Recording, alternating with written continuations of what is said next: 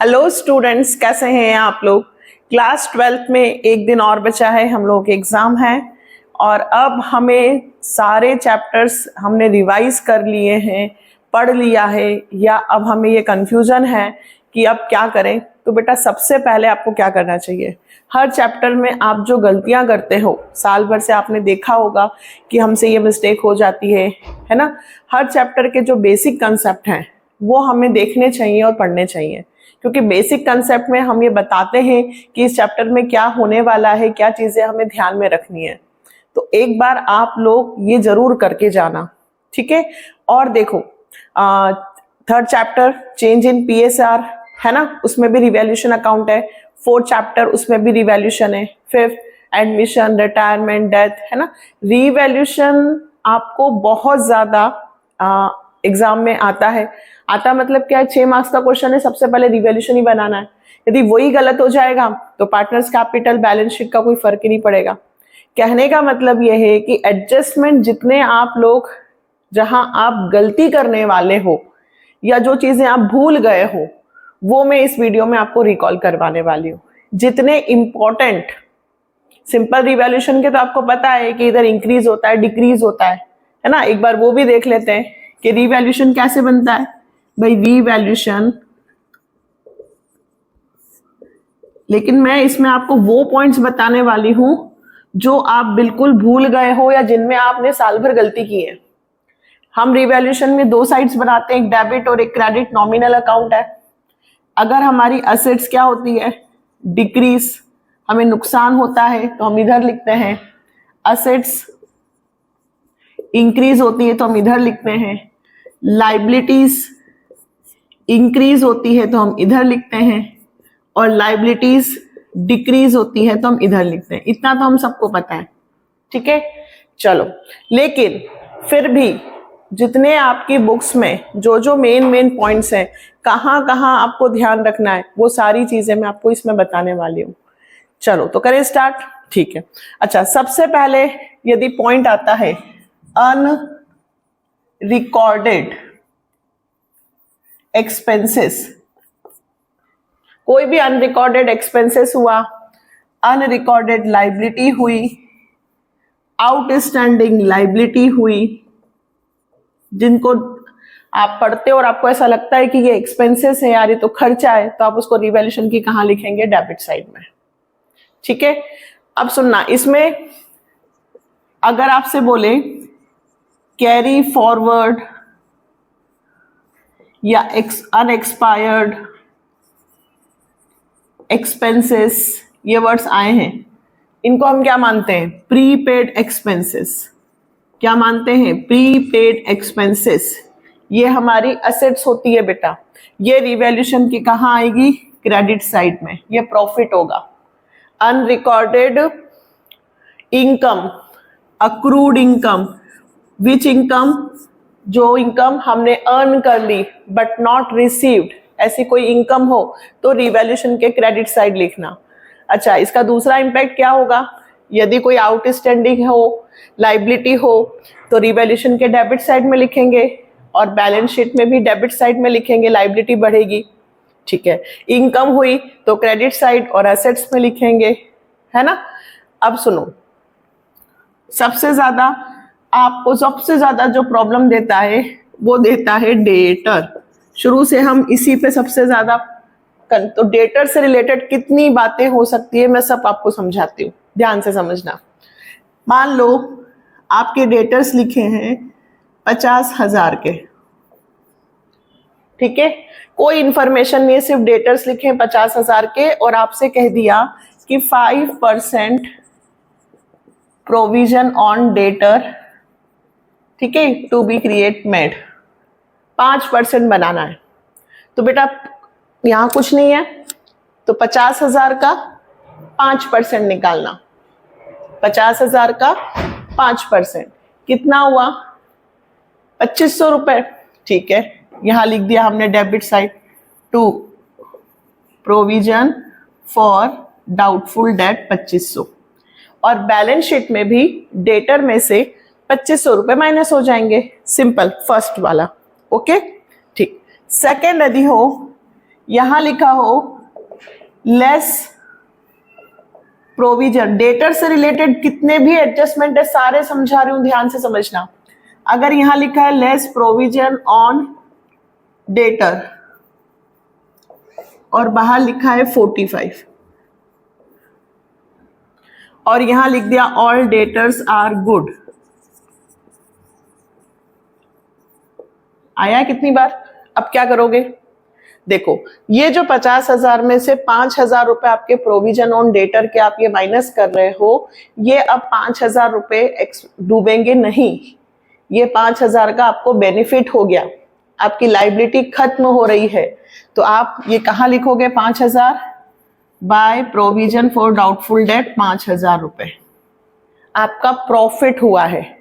और balance sheet में as it is debtor पूरे कितने के आ जाएंगे बेटा? 50,000, वहां पे 5,000 रुपए माइनस नहीं होंगे। क्लियर? फिर नेक्स्ट देखो, यही एडजस्टमेंट है, यहां लिखा 15% provision on debtor to be made. कितना परसेंट बनाना है? 15%। ये क्वेश्चन है, आपको बोला है 15% बनाना है, ध्यान से समझना। 50,000 बैलेंस शीट में 50,000 less 15% provision for doubtful date, तो 50,000 का 15% होता है 7,500 रुपए। तो बैलेंस शीट में लिखोगे 42,500। अब 50,000 में से कितने गए? 7,500। ठीक, अब पुरानी बैलेंस शीट देखो, केवल 5,000 का नुकसान हो रहा है और यहाँ 7,500 का हो रहा है, मतलब आपकी लाइबिलिटी बढ़ी, आपका नुकसान बढ़ा। कितने रुपए से? 2500 से। तो to provision for doubtful debt कितने लिख दोगे? 2500। और बैलेंस शीट में कितने माइनस होंगे? 7,500। अच्छा, यदि डायरेक्ट आपको अमाउंट लिख दे कि 10,000 provision for doubtful debt to be made, है ना, या provision for doubtful debt increase to 10,000, तो बेटा 5 है और 5 से कितना हो रहा है? 10, तो 5,000 रुपए आप यहां लिखोगे और बैलेंस शीट में 10 घटाओगे। ठीक, चलो फिर इसका उल्टा हो सकता है। मान लीजिए आपको प्रोविजन बोल दे 5% प्रोविजन ऑन डेटर बनाना है सिर्फ वापस से। अब ये कितना बना हुआ है? 10%, और आपको कितना बोल दिया? 5%। फिर कंपैरिजन करो, ये 5,000 है, मेरे को सिर्फ 5% बनाना है, यानी मुझे सिर्फ 50,000 में से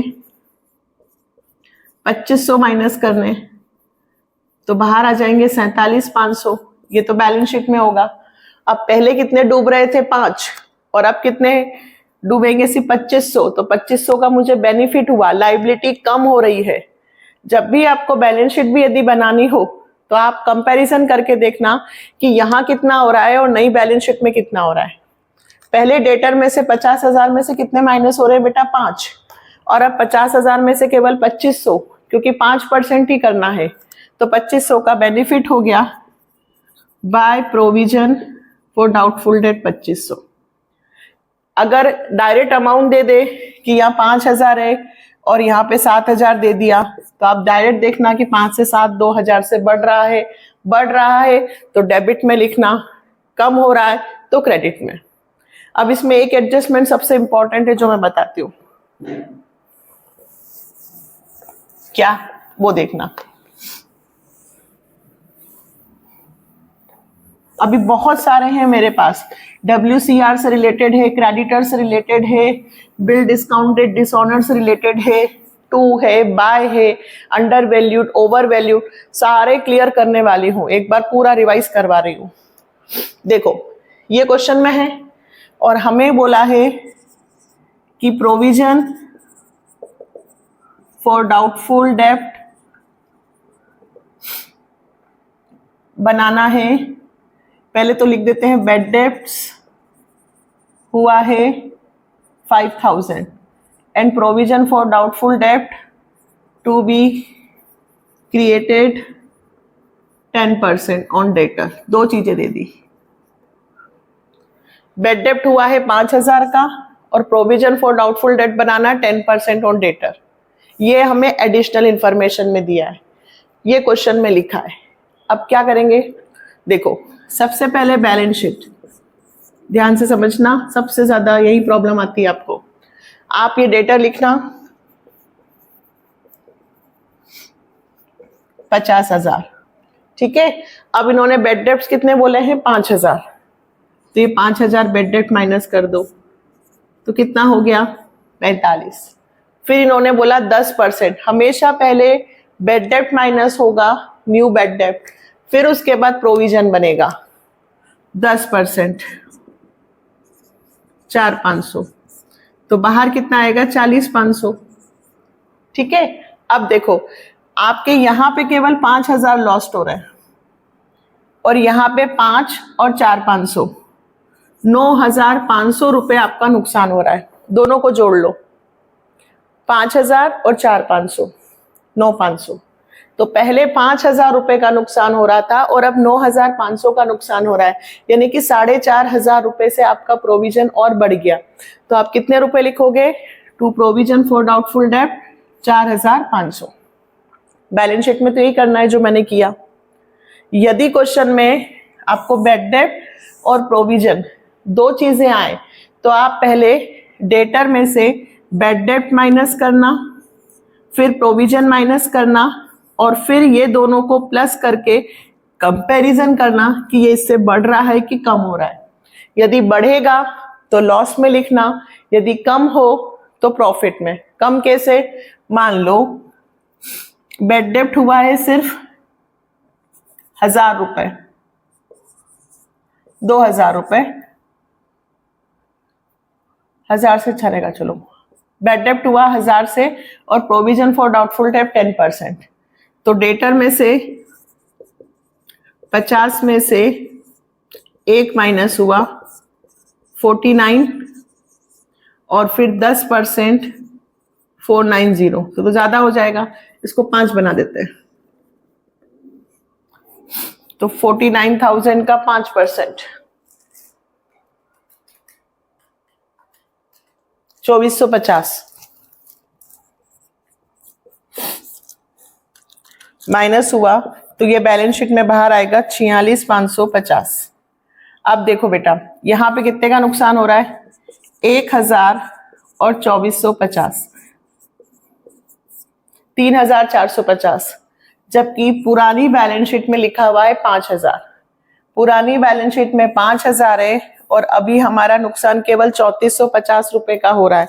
तो 5,000 में से 3,450 गए तो 1,550 का हमें प्रॉफिट हो रहा है। इस बार लाइबिलिटी कम हो रही है तो बाई साइड लिखेंगे, बाय प्रोविजन फॉर लाइबिलिटी कितने रुपए से, 1,550। क्लियर है। फिर से देखो, बेड डेप्ट माइनस करना, फिर प्रोविजन जो आए वो इस पे बनाना, दोनों को प्लस करके देखना ये वाला नुकसान इस वाले से बड़ा है कि कम है। यदि बढ़ेगा तो नुकसान, कम होगा तो फायदा। क्यों, लायबिलिटी बढ़ती है तो नुकसान होता है, लायबिलिटी कम होती है तो फायदा।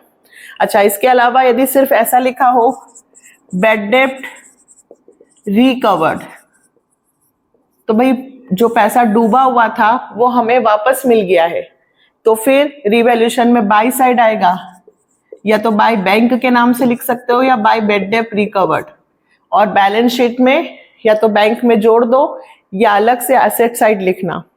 अच्छा, एक और आता है, a debtor whose dues 18,000 and 12,000 recovered in full settlement. ऐसा है क्वेश्चन, मैंने टिक भी कर रखे हैं आपके बुक में।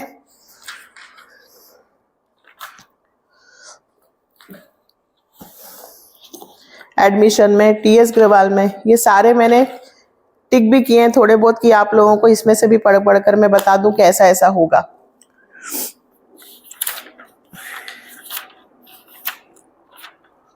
ये रहा 63 में लिखा हुआ है, a debtor whose dues of 18,000 were written off as bad डेप्ट पेड 12,000 इन फुल सेटलमेंट।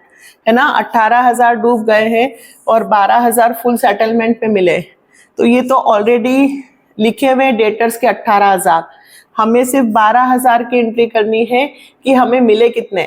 देखो मैं बैड डेब्ट्स करके ऑलरेडी 18,000 लिख चुकी हूँ, तो 18 से मतलब नहीं है, मुझे वापस कितने मिल गए 12,000, तो मैं बैड डेब्ट रिकवर्ड करके कितने लिखूंगी 12,000।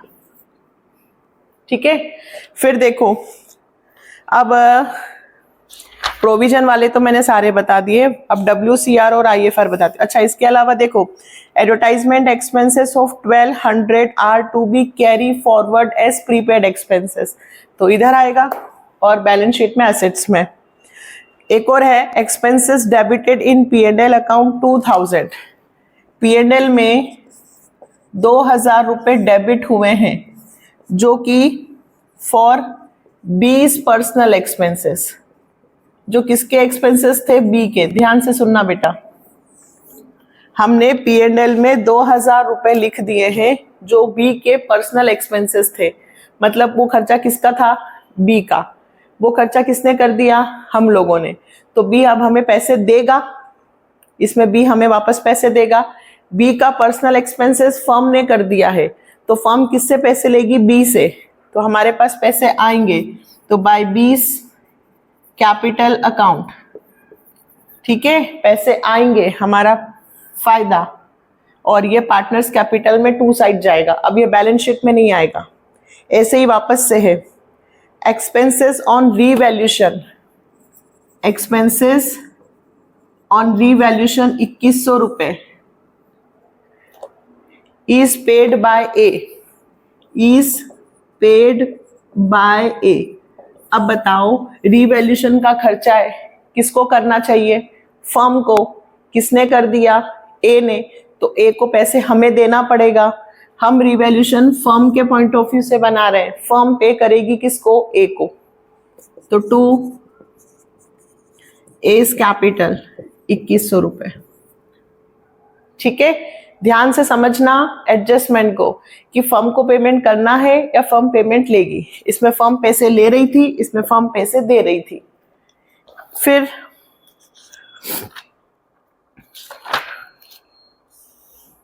Stock is found over valued bye 4,000, ध्यान देना, अगर डायरेक्ट लिखा हो under valued bye 2,000, under valued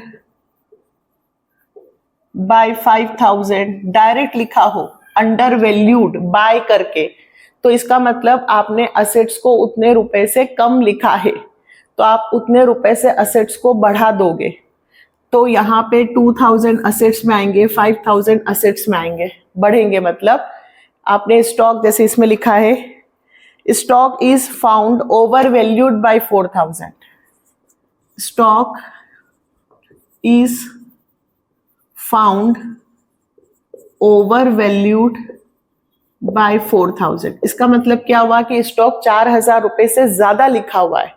under valued होता है तो बढ़ाना पड़ता है, ओवर वैल्यूड होता है तो कम करना पड़ता है, तो ओवर वैल्यूड हुआ तो 2 साइड में लिखना 2 स्टॉक, और बैलेंस शीट में स्टॉक में से माइनस कर देंगे। अगर लिखा होता stock is found under valued bye 2,000 तो 2,000 से बढ़ाते और बैलेंस शीट में 2,000 में असेट्स में बढ़ाते। अंडर वैल्यूड लिखा हो तो प्लस करेंगे, ओवर वैल्यूड है तो माइनस करेंगे। इसमें परसेंटेज भी आएगा जो मैं अभी बता रही हूँ। एक और चीज 2 और बाय वाला भी थोड़ा सा याद दिला देती हूँ। देखो मशीनरी लिखी हुई है 1 लाख रुपए, नीचे लिखा है मशीनरी, इस वीडियो के बाद आपको एडजस्टमेंट से कोई प्रॉब्लम नहीं आएगी। Machinery is to be appreciated to 120, ध्यान दो बेटा, जहां पे भी 2 लिखा हो, आपकी मशीन कितने की है 1 लाख, और यहां पे आपको मशीनरी टू 120, 1 लाख से 1,20,000 तक, 2 का मतलब होता है तक, तो मशीन की वैल्यू 1 लाख से 1,20,000 करनी है, तो 20,000 से बढ़ानी है, तो 20,000 रुपए क्रेडिट साइड आएंगे रिवैल्यूएशन में बाय मशीनरी करके, और बैलेंस शीट में प्लस होंगे 1 लाख में 20,000। इसी का अगला है building is to be appreciated, building दे दी 150 और उसको एप्रिशिएटेड बोला है बाय 10% या एप्रिशिएटेड बाय 10,000। दोनों में बाय लिखा है मतलब 10% से बढ़ाना है, 10,000 से बढ़ाना है। 10% से बढ़ाना है तो 1,50,000 का 10% यानी कि 15,000। 15,000 लिख देंगे डायरेक्ट, बढ़ा देंगे रिवैल्यूशन में, और बैलेंस शीट में 1,50,000 में 10% बढ़ा के लिख देंगे। 10,000 से बढ़ाना है तो डायरेक्ट 10,000 लिख देंगे। असेट्स की वैल्यू जब भी बढ़ रही है, बाय लिखा है तो डायरेक्ट अमाउंट लिखते हैं, टू लिखा हो तो डिफरेंस लिखते हैं, कंपैरिजन करते हैं। ठीक है, और इसको क्लियर करती हूँ, देखो। अच्छा, क्रेडिटर्स वाले फंडे सुन लें। क्रेडिटर्स वर अनरिकॉर्डेड। क्रेडिटर्स कौन होते हैं? जिन्हें हमें पेमेंट करना होता है, वो हमारी क्या होती है? लाइबिलिटी। तो अगर लाइबिलिटी को बढ़ाना है, क्रेडिटर्स को एक्सटेंड करना है, तो क्या लिखोगे? टू साइड में, और बैलेंस शीट में क्रेडिटर्स बढ़ा देंगे। ठीक है, फिर सुनो,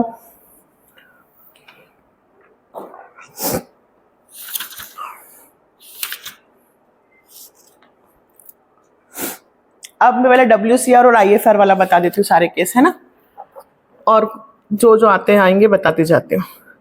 देखो, सबसे पहले बैलेंस शीट में ध्यान से समझना बेटा, WCR IFR के भी सारे बता रहे हो।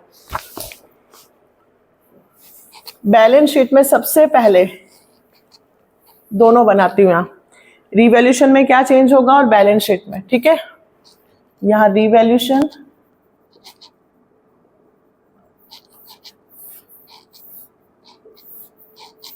और यहाँ बैलेंस शीट, दोनों में क्या चेंजेस होंगे अच्छे से समझना।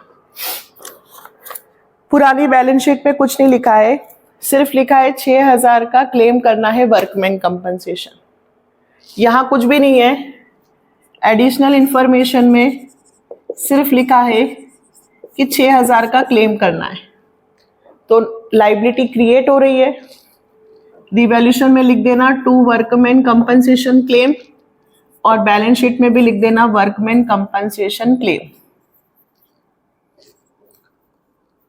ठीक, जब कोई इंफॉर्मेशन नहीं हो, सिर्फ लिखा हो कि वर्कमैन कंपनसेशन क्लेम बनाना है, तो वर्कमैन कंपनसेशन क्लेम रिवैल्यूशन में भी लिखना और बैलेंस शीट में भी लिख देना।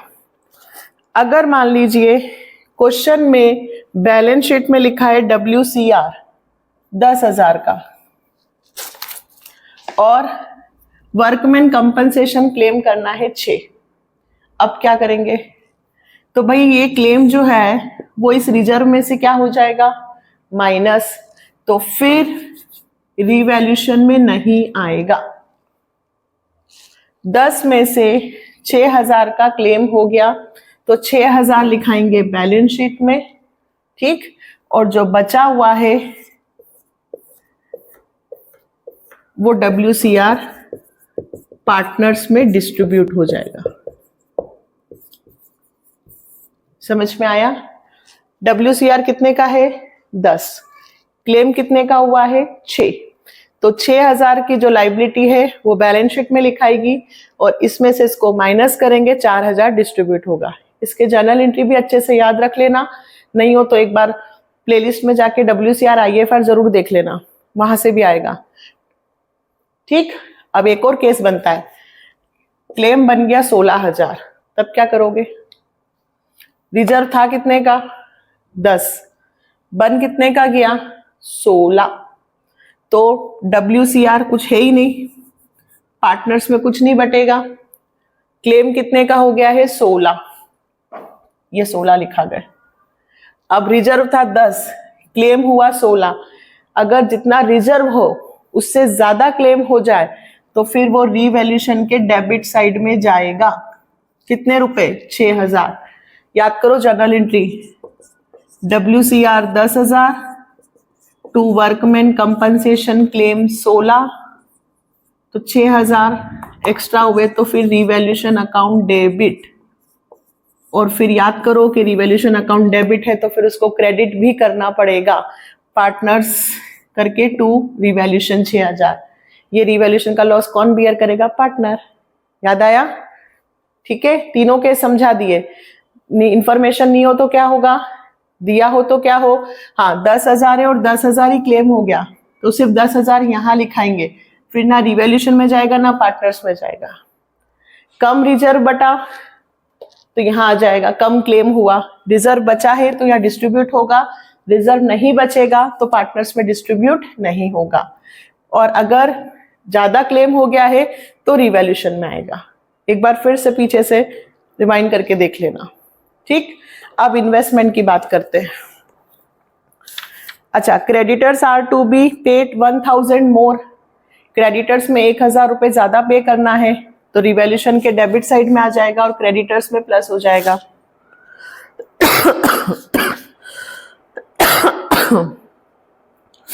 Stock include 3,000 for obsolete item hence are to be written of.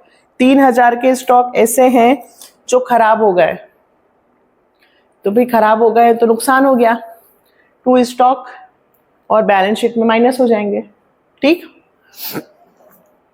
अब इन्वेस्टमेंट देखो। इन्वेस्टमेंट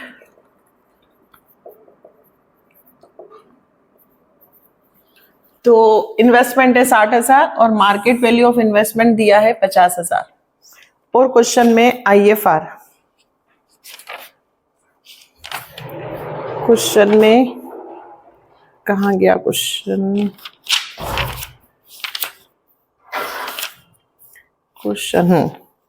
और IFR दे रखा है 12,000। ठीक है बेटा, अब क्या होगा देखो, इन्वेस्टमेंट कितने का है 60 और मार्केट वैल्यू हो गई 50, मतलब सीधे सीधे 10 का लॉस।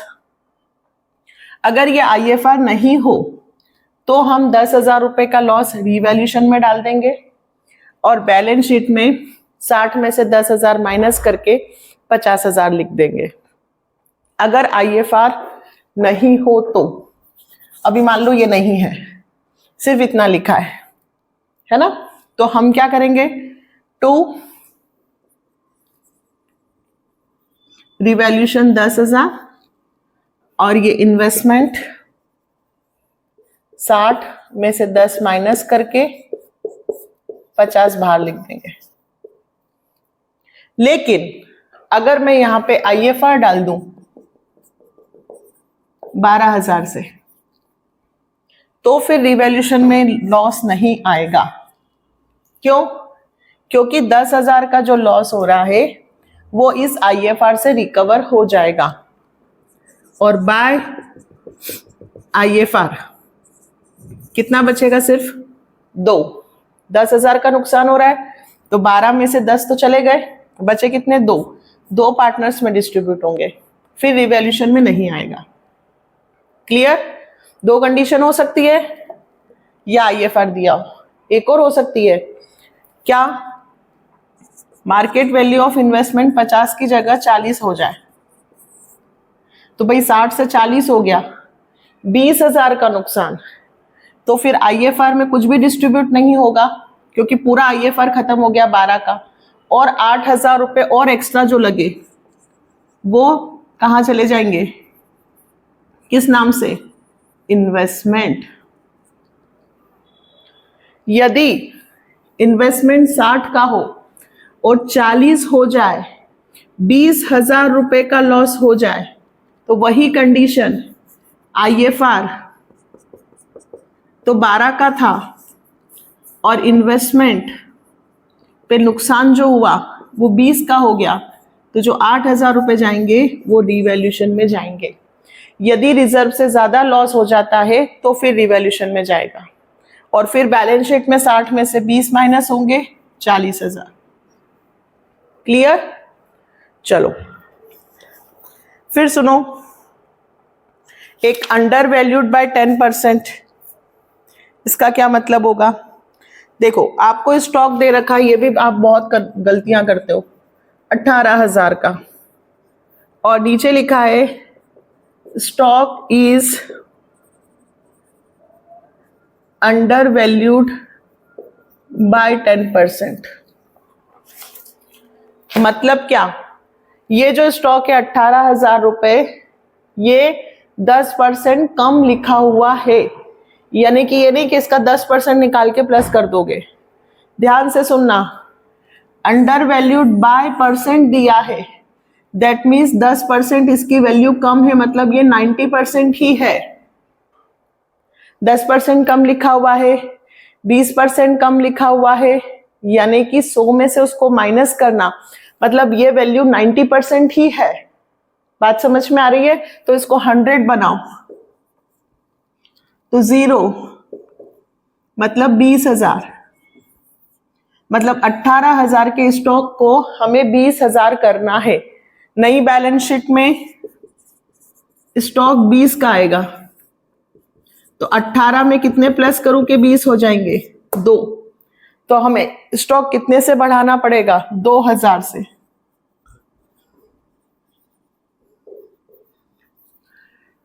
एक बार और समझाऊं, दूसरा ले एक बार और, चलो 27,000, ठीक है, मशीनरी लिखा है, और नीचे लिखा है machinery is under valued bye 10%। मतलब ये जो मशीन 27,000 की है, ये 10% कम लिखी हुई है, हमें 10% से बढ़ाना है। तो इसका 10% नहीं निकलेगा बेटा, ये तो 90% है। 10% तो 90, 20 हो तो 80, तो डिवाइडेड बाय कितना करूंगी? 90। 100 माइनस रेट और 100% निकाल लेना, 30,000। अभी क्लियर है? तो बैलेंस शीट में कितने लिखाएंगे मशीनरी में? मशीन 27, 3 प्लस हो जाएंगे 30, और यहां पे 3,000 से मशीन बढ़ेगी। अंडर वैल्यूड बाय लिखा हो, अच्छा ओवर वैल्यूड लिखा हो तो कुछ भी करने की जरूरत नहीं है। मान लो 1 लाख है, और अगर ऐसा लिख दिया 1 लाख, ओवर वैल्यूड करना हो, जैसे 1,10,000 ओवर वैल्यूड बाय 10%, तो माइनस नहीं करना पड़ेगा, प्लस करना पड़ेगा। ये वैल्यू कितनी है? 110% है, तो भी करना पड़ेगा। 1 लाख मतलब 1,10,000 से 1,10,000 से कम करना होगा। Over valued bye 20%, over valued bye 30% ऐसे लिखा हो तो ठीक है। वैसे आपको अंडर वैल्यूड वाला है। क्लियर है? अब आगे और, अच्छा एक और एडजस्टमेंट है, बहुत इंपॉर्टेंट है।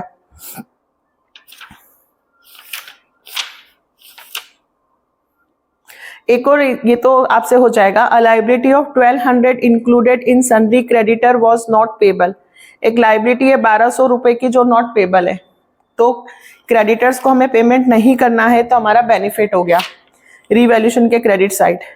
अ creditor of 6,000 was not likely to be claim, तो भी वही कि क्रेडिटर्स को हमें पेमेंट नहीं करना है, हमारा बेनिफिट हो गया है रिवैल्यूएशन में बाई साइड।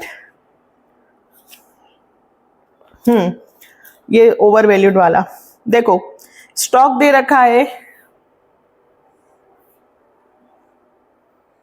ऐसा लिखा हो तो क्या करोगे? ये ओवर वैल्यूड वाली बात और समझा रही हूं मैं अच्छे से।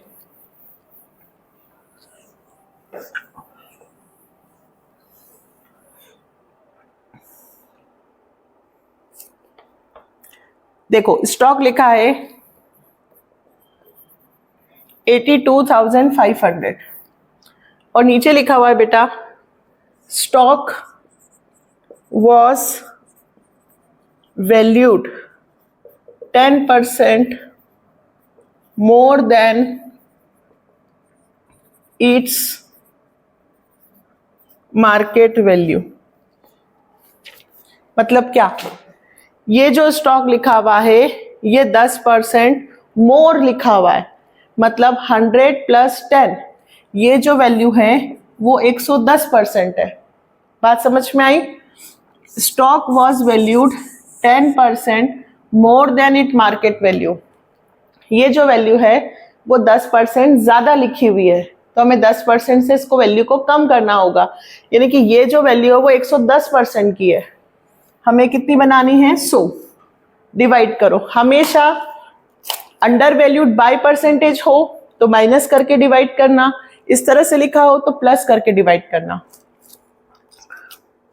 82,500 डिवाइडेड 110 इंटू 100, तो ये आ गया आपका 75,000। मतलब आपकी वैल्यू 82,500 नहीं बल्कि कितनी होनी चाहिए? 75,000। तो आपको इस वैल्यू से यहां तक आना है, मतलब स्टॉक को क्या करना होगा? माइनस। तो यहां लिखोगे 2 स्टॉक, कितने से बेटा? माइनस 82,500, 7,500। ठीक, कम करना है आपको। और बैलेंस शीट में स्टॉक लिखना 82,500 और उसमें से 7,500 घटा देना और बाहर आ जाएंगे 75,000। अब क्लियर है? ध्यान से सुन लेना, मोर देन 10%, मोर देन 20% लिखा है तो 100 प्लस करके डिवाइड करना, अंडर वैल्यूड लेस देन लिखा है तो माइनस करके डिवाइड करना और इंटू 100% की वैल्यू निकाल लेना। फिर आपको समझ में आ जाएगा कि इस वैल्यू को कम करना है कि बढ़ाना है। गलती तो नहीं करोगे? अच्छा, एक और पॉइंट है,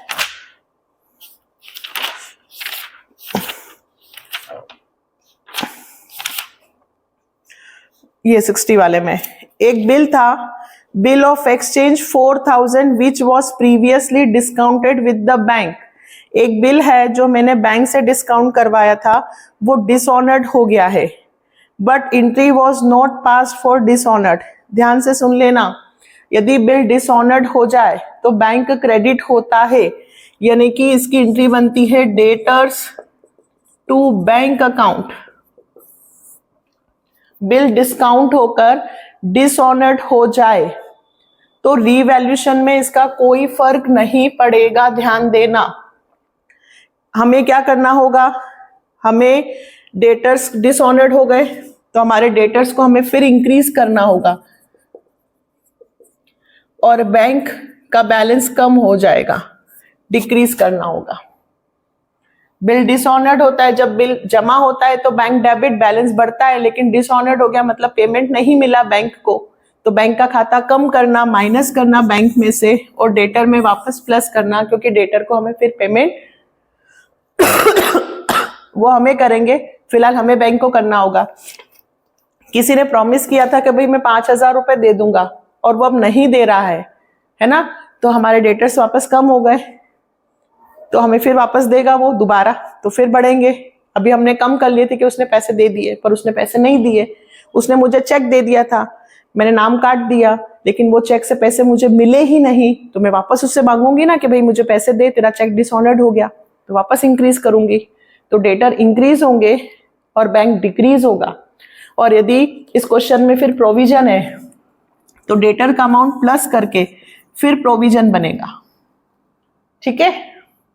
अच्छा, एक और चीज लास्ट, मान लो स्टॉक है 10,000 का, half stock is taken by Ravi, ऐसा लिख दिया हो तो कि आधा स्टॉक रवि ने ले लिया, तो भाई 10 में से आधा 5,000, तो पार्टनर्स कैपिटल में लिख दो 2 स्टॉक। रवि ने कितने का ले लिया? 5,000 का, और 5,000 का बैलेंस शीट में शो कर दो कि 5,000 का स्टॉक अभी भी बचा है, रिवैल्यूएशन में नहीं आएगा। लेकिन half stock is taken by Ravi 8,000 rupees, आधा स्टॉक रवि ने लिया है 8,000 रुपए में। अब भाई आधे स्टॉक की वैल्यू तो 5,000 होती है, 5,000 के स्टॉक के लिए रवि दे रहा है 8,000 रुपए। ठीक है, तो रवि स्टॉक रवि ने कितने का लिया? 8, तो सीधे सीधे मुझे 3 का बेनिफिट हुआ, तो रिवैल्यूएशन में 3000 स्टॉक के लिखे जाएंगे। यदि कोई पार्टनर असेट्स को ज्यादा में लेगा तो प्रॉफिट होगा, तो रिवैल्यूएशन प्रॉफिट हुआ है तो रिवैल्यूएशन में क्रेडिट होगा, ज्यादा में लिया था ना। और यदि कम में ले, 5000 का स्टॉक 3 में ले, 2 में ले, तो नुकसान होगा, तो डेबिट में आएगा। ये लास्ट पॉइंट था। कोई भी असेट्स है कि इतनी असेट्स इसने ले ली, अच्छा जितनी ली है वो लिखना और बाकी जो बची है वो बैलेंस शीट में डालना, ये भी ध्यान रखना, ठीक है। कितनी इसकी वैल्यू है, अगर उसे ज्यादा में ली है तो प्रॉफिट, कम में ली है तो नुकसान। Under valued, over valued, investment, debtor, WCR, to buy, सारे कंसेप्ट क्लियर। बहुत अच्छे से एग्जाम देनी है, बिल्कुल डरने की जरूरत नहीं है, हमारी बहुत अच्छी प्रैक्टिस है। हमने जितना भी पढ़ा है साल भर में, सिर्फ हमें उसको अब ध्यान से रिकॉल करने की जरूरत है। नई चीजें नहीं पढ़ना, सिर्फ देखना है कि हाँ हमने क्या पढ़ा था, हम क्या भूल गए हैं, बस उसी को रिवाइज करना है अब, ठीक है। पेपर के लिए बहुत बहुत बहुत सारा बेस्ट ऑफ लक। आप सभी लोगों का पेपर बहुत अच्छा जाएगा, ठीक है। मिलते हैं फिर नेक्स्ट वीडियो में। Bye, take care.